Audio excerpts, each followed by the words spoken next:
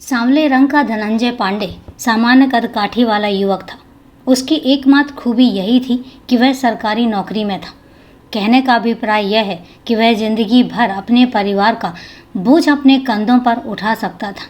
बिहार के जिला गोपालगंज के बंगरा बाजार निवासी रामजी मिश्रा ने धनंजय पांडे की यही खूबी देखकर उससे अपनी बेटी ब्याही थी।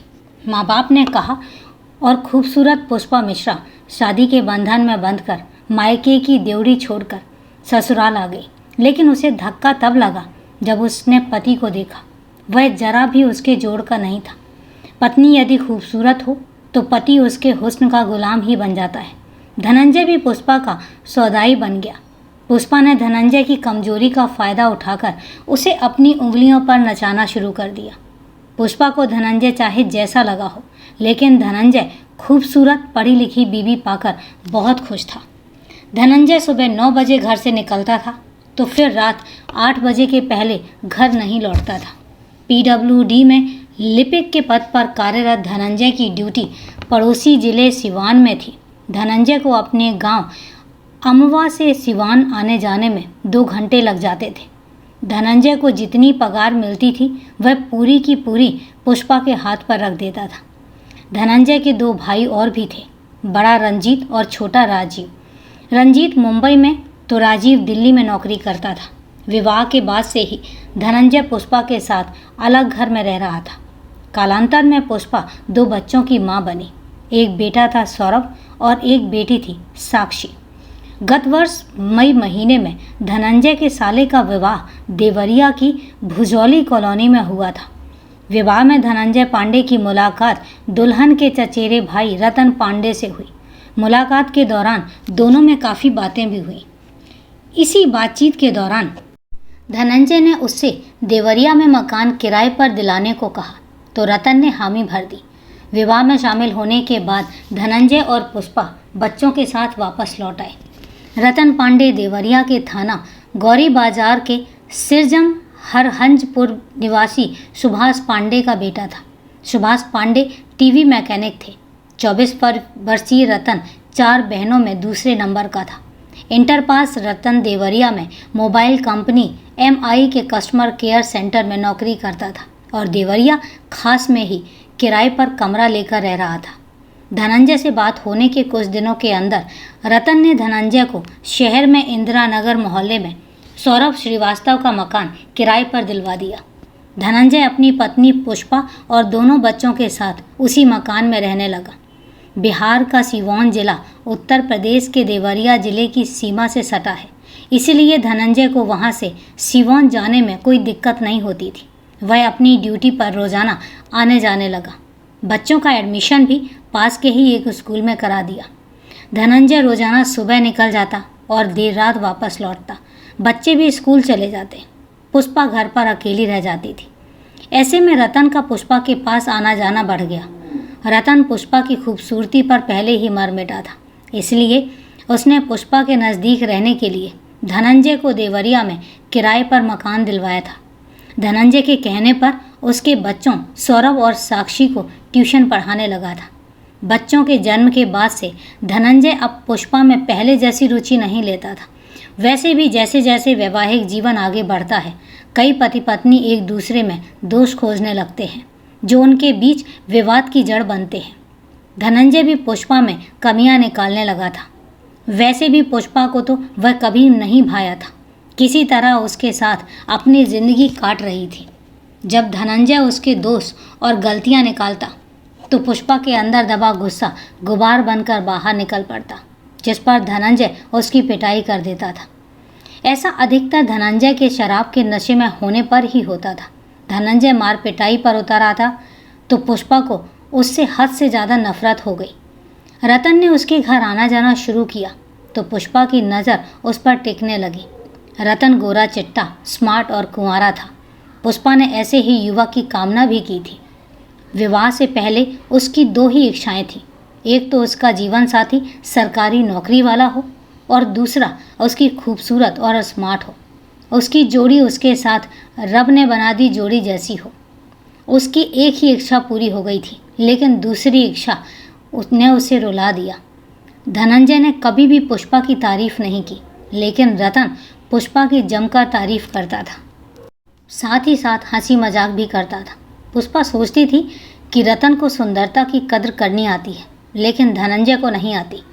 रतन लतीफ़े सुनाकर पुष्पा को खूब हंसाता था। उसकी पसंद नापसंद की चीज़ों का ख्याल भी रखता था। पुष्पा साड़ी या सलवार सूट पहनती तो उसे अपनी राय बताता था। इन बातों से पुष्पा मन ही मन बहुत खुश भी होती थी। धीरे धीरे पुष्पा को भी रतन की आदत पड़ गई।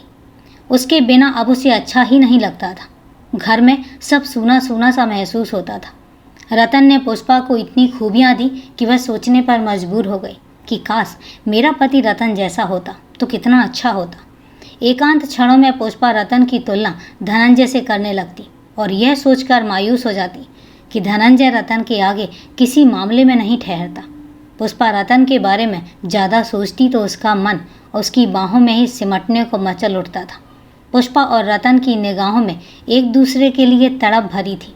पानी का गिलास, चाय का कप लेते हुए दोनों की उंगलियों का स्पर्श होता तो दोनों ही ओर से चिंगारियां छूटने लगती। रतन का व्यक्तित्व पुष्पा के दिल में हलचल मचाए हुए था, लेकिन कुछ समय के लिए कुछ कारणों से रतन अपने गांव चला गया तो पुष्पा खुद को फिर से तन्हा महसूस करने लगी। उसे ऐसा लगा जैसे उसकी रूह निकल कर चली गई हो और मुर्दा जिस्म वहाँ पर रह गया हो। धनंजय सिवान से अपनी ड्यूटी से वापस लौटता। रात में वह जब अपनी पत्नी के पास जाता तब भी वह मुर्दों की तरह ही निष्क्रिय पड़ी रहती।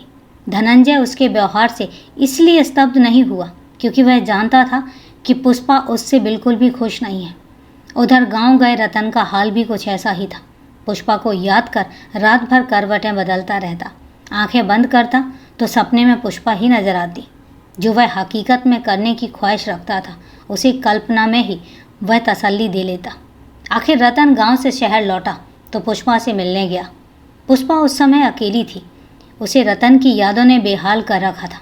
रतन को देखते ही पुष्पा का चेहरा खिल गया।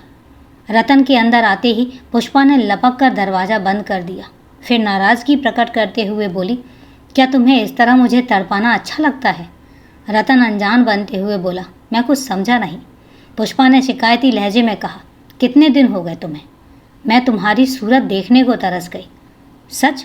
रतन खुश होते हुए बोला, मैं यही सुनने को तो गैर हाजिर था। मैं देखना चाहता था कि तुम्हारे दिल में मेरे लिए कितनी चाहत है। अगर ऐसा नहीं करता तो तुम शायद आज अपने दिल की बात मुझसे ना कहती। तुम सच कह रहे हो रतन? तुमने मुझ पर ना जाने कैसा जादू कर दिया है कि मैं हर पल तुम्हारे बारे में सोचती रहती हूँ। कहते हुए उसने रतन को गले से लगा लिया। यही हाल मेरा भी है पुष्पा। जिस दिन से तुम्हारा दीदार नहीं करता उस दिन पहाड़ जैसा लगता है। और यह कहते हुए दोनों के बीच एक ऐसा संबंध स्थापित हो गया जिसको नाजायज़ संबंध कहते हैं। और इसके बाद दोनों के बीच में लगभग हर दिन ही नाजायज़ संबंध स्थापित होने लगे। रतन ने पुष्पा को एक सिम खरीद कर दिया। उसने सिम को अपने मोबाइल में डाल लिया। पुष्पा इस सिम का इस्तेमाल केवल रतन से बात करने के लिए ही करती थी। धनंजय की अनुपस्थिति में रतन पूरे दिन पुष्पा के साथ उसके घर में मौजूद रहता, उसके साथ समय बिताता तो उन पलों को अपने स्मार्टफोन में कैद कर लेता था। वह अपने मोबाइल से अंतरंग पलों के फ़ोटो और वीडियो भी बनाता था। 18 अप्रैल की सुबह बंद चीनी मिल के परिसर में कुछ युवक लकड़ी लेने गए। इस बीच उनकी नज़र एक पेड़ के नीचे पड़ी एक लाश पर गई। उन्होंने आसपास के लोगों को बताया तो चंद मिनटों में वहां पर भीड़ इकट्ठा हो गई और 112 नंबर पर कॉल करके पुलिस को लाश मिलने की सूचना दे दी गई। घटनास्थल थाना कोतवाली देवरिया में आता था, इसलिए कंट्रोल रूम से यह सूचना कोतवाली पुलिस को दे दी गई। सूचना पाकर इंस्पेक्टर टीजे सिंह अपनी पुलिस टीम के साथ मौके पर पहुंच गए। मृतक की उम्र 40 से 42 वर्ष की रही होगी। उसके चेहरे को किसी भारी वस्तु से कुचला गया था। चेहरा छत विच्छत होने के कारण मृतक की पहचान होना मुश्किल था। उसके गले पर भी कसे जाने के निशान मौजूद थे। घटनास्थल पर लाश की कुछ दूरी पर खून से सना एक ईंट का टुकड़ा पड़ा था। हत्यारे ने उसी ईंट के टुकड़े से मृतक का चेहरा कुचला होगा। इंस्पेक्टर टीजे सिंह के आदेश पर कुछ सिपाहियों ने मृतक के कपड़ों की तलाशी ली तो कपड़ों से मृतक का आधार कार्ड मिल गया। जिसमें मृतक का नाम धनंजय पांडे लिखा था और पता देवरिया की सीमा से सटे बिहार के गोपालगंज जिले के कुचायकोट थाना क्षेत्र में आने वाले गांव अमवा का लिखा था। मृतक के घर वालों को कुचायकोट थाना पुलिस के जरिए सूचना भेजी गई। इसके बाद पुलिस अधिकारी इंस्पेक्टर टीजे सिंह की कुछ आवश्यक निर्देश देकर वापस लौट गए। सूचना पर मृतक के घर वाले और ससुराल वाले वहां पहुंचे। उन लोगों ने धनंजय की लाश की शिनाख्त कर दी। लाश की शिनाख्त होने के बाद उसे पोस्टमार्टम के लिए मोर्चरी भेज दिया। कोतवाली लौटकर इंस्पेक्टर टीजे सिंह ने धनंजय पांडे के ससुर रामजी मिश्रा की लिखित तहरीर के आधार पर अज्ञात के विरुद्ध धारा 302 के तहत मुकदमा दर्ज करा दिया। केस की जांच शुरू करते हुए इंस्पेक्टर टीजे सिंह ने सर्वप्रथम पुष्पा से पूछताछ की, जो कि घटना से 1 महीने पहले से अपने मायके में रह रही थी। उन्होंने पुष्पा से पूछा, धनंजय की किसी से कोई दुश्मनी थी या उसका किसी ही हाल में कोई लड़ाई झगड़ा हुआ था? सर, उनकी किसी से कोई दुश्मनी नहीं थी और ना ही उनका किसी से लड़ाई झगड़ा भी हुआ था। वह तो सुबह अपने ऑफिस के लिए निकल जाते थे और देर रात लौटते थे। फिर भी कोई दुश्मनी तो रही होगी, याद करने की कोशिश कीजिए। सर, मेरी जानकारी में तो नहीं है। अगर ऑफिस में कोई बात हुई हो तो मुझे पता नहीं। मेरे पति ऑफिस की कोई भी बात मुझसे नहीं बताते थे। पुष्पा बड़े ही सहज भाव से सवालों का जवाब दे रही थी। उसके चेहरे के भावों और बोलने के अंदाज से यह कतई नहीं झलक रहा था कि वह पति की मौत से गमगीन है। यह बात मन में शक पैदा करने वाली थी। पुष्पा के चेहरे को पढ़ने की कोशिश करते हुए इंस्पेक्टर टीजे सिंह ने एक और सवाल दागा, घर में कौन कौन आता था? सर, हम देवरिया में किराए पर रह रहे थे। हमारी किसी से जान पहचान नहीं है, इसलिए कोई भी वहाँ आता जाता नहीं था। कोई भी नहीं? इंस्पेक्टर टीजे सिंह ने उसकी आंखों से आंखें मिलाकर उसका सच और झूठ पकड़ने के लिए एक बार फिर एक एक शब्द पर जोर देते हुए पूछा। इंस्पेक्टर टीजे सिंह द्वारा इस तरह पूछने पर पुष्पा एक पल के लिए हड़बड़ाई, लेकिन अगले ही पल खुद को संभालते हुए बोली, जी सर, कोई नहीं। बस मेरे बच्चों को पढ़ाने के लिए रतन पांडे आता था। वह हमारा दूर का रिश्तेदार भी है। उसी ने हमें देवरिया में रहने के लिए किराए का मकान भी दिलवाया था। तो बताना चाहिए था ना। मैं दोबारा ना पूछता तो आप बताती भी नहीं। पुष्पा ने सफाई में कहा, सर, वह तो घर का ही है, बाहर का नहीं है, और इसलिए मैंने आपको नहीं बताया। ये आप हमें तय करने दें कि कौन क्या है। हमारे निशाने पर सभी होते हैं, चाहे घर के हों या बाहर के। वैसे भी अधिकतर केसों में हत्यारा घर का अपना ही निकलता है। कहकर टीजे सिंह ने पुष्पा की तरफ देखा तो उसके चेहरे पर आने वाले हाव देखकर वह मुस्कुरा उठे। फिर उठते हुए बोले, खैर, अब मैं चलता हूँ। ज़रूरत पड़ी तो आपको दोबारा पूछताछ के लिए बुलाऊंगा। जी सर। टीजे सिंह वहाँ से चले गए। वहाँ से निकलने से पहले वह पुष्पा का मोबाइल नंबर लेना नहीं भूले। इंस्पेक्टर सिंह ने उस नंबर की कॉल डिटेल्स निकलवाई। साथ ही जिस मोबाइल में सिम पड़ा था उस मोबाइल में दूसरे सिम भी डाले गए थे, तो उन सिम के नंबरों की भी डिटेल्स देने को कहा गया। जब पुष्पा के बताए नंबर की कॉल डिटेल्स आई तो उसमें से कुछ खास नहीं मिला, लेकिन साथ में एक और नंबर की कॉल डिटेल्स आई। वह नंबर भी पुष्पा अपने डबल सिम वाले मोबाइल में प्रयोग कर रही थी, लेकिन उस नंबर के बारे में पुष्पा ने कुछ नहीं बताया था। उस नंबर से केवल एक नंबर पर ही रोज़ बात की जाती थी। उस नंबर की डिटेल्स निकलवाई गई तो वह नंबर रतन पांडे के नाम पर था। रतन वही था जो धनंजय के घर पर ट्यूशन पढ़ाने आता था। उसका पता किया तो वह घर से फरार मिला। 20 अप्रैल को इंस्पेक्टर टीजे सिंह ने एक मुखबिर की सूचना पर अमेठी तिराहे के खोरा राम मोड़ से रतन पांडे को गिरफ्तार कर लिया। थाने लाकर जब उसे सख्ती से पूछताछ की गई तो रतन ने अपना जुर्म स्वीकार कर लिया, साथ ही हत्या की वजह भी बता दी। इसके बाद इंस्पेक्टर सिंह पुष्पा को उसके मायके से गिरफ्तार करके थाने ले आए। थाने में जब उससे पूछताछ की गई तो उसने बरगलाने की बहुत कोशिश की कि रतन ने उससे अश्लील फ़ोटो व वीडियो बना लिए थे, जिनके सहारे वह उसे ब्लैकमेल कर रहा था। उसी ने उसके पति की हत्या की है। लेकिन जब सख्ती दिखाई गई तो उसने सब कुछ सच सच उगल दिया। पुष्पा रतन को अपने जान से भी ज़्यादा चाहने लगी थी। उसी के साथ विवाह करके वह अपने आगे की ज़िंदगी गुजारना चाहती थी और इसके लिए वह रतन के साथ भाग जाती और विवाह भी कर लेती। लेकिन ज़िंदगी सिर्फ प्यार से नहीं गुजरती, पैसों की भी ज़रूरत होती है। रतन छोटी मोटी नौकरी करता था, उससे उसका खुद का गुजारा ही नहीं हो पाता था।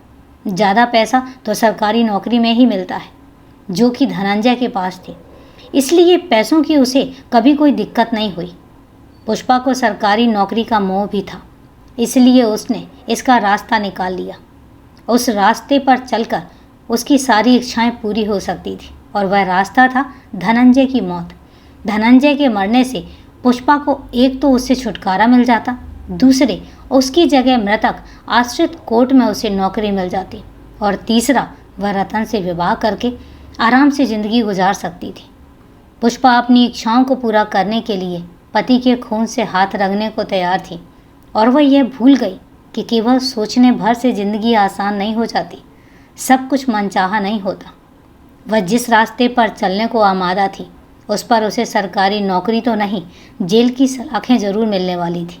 दूसरी ओर धनंजय को अपनी मौत के षड्यंत्र का कैसे पता चलता, जबकि उसे पुष्पा और रतन के अवैध संबंधों तक की जानकारी नहीं थी। पुष्पा अपने इरादों को अंजाम तक पहुंचाने को आतुर थी। रतन तो पहले से ही पुष्पा से बार बार धनंजय को मार देने की बात कहता रहता था। वह तो पुष्पा की तरफ से बस हरी झंडी मिलने का इंतजार कर रहा था। पुष्पा ने अपने दिल की पूरी बात रतन को बता दी। इसके बाद दोनों ने धनंजय की हत्या की योजना बनाई। योजना के अनुसार 16 मार्च 2020 को पुष्पा बच्चों के साथ अपने मायके गोपालगंज चली गई।